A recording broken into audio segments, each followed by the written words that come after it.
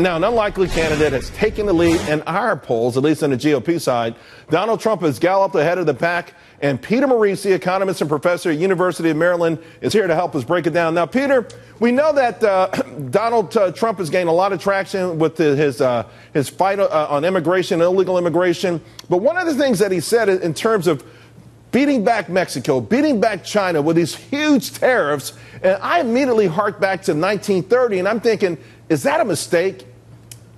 Well, certainly with regard to Mexico, it's a mistake. Mexico is a NAFTA partner. You know, when they make things down there, they buy things here.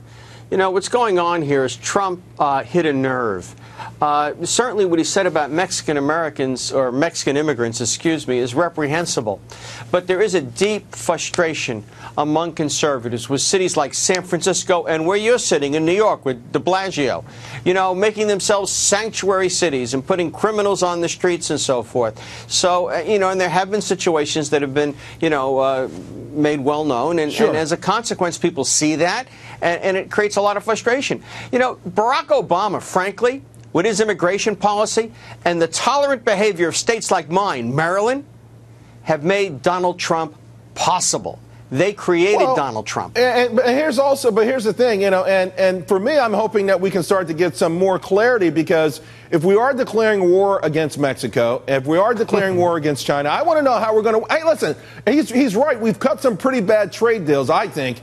You know, you mentioned NAFTA earlier. I feel like Mexico's gotten the better end of that particular deal. How do we go and write these things? And by the way, how do we stay part of the economic world with this sort of idea? Because we're a small part of the world, and the rest of the world is gaining on fire. We want to sell them refrigerators and cars and motorcycles. Well, let's be clear. China's the problem, not Mexico. Mexico just happens to be geographically convenient. For example, the Ford situation.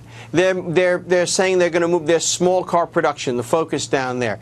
The reality is the UAW contract means their wages are still significantly higher, even after the bailouts and the restructuring that we were told happened, than they are, say, at a place like Honda or Toyota for operations in the United States. You know, they can make that work on an Explorer because there's a lot of intellectual capital in an Explorer, a lot of brand equity, and frankly, a whole lot of computer software. Well, Focus, it's much tougher. There's a certain amount of labor cost that goes into the production of any car, no matter how big or small. You know, you put a bumper on each one. That's why they're going down there. All right, Peter Morici, we love when you come on and help clarify these things. We'll talk to you again real soon.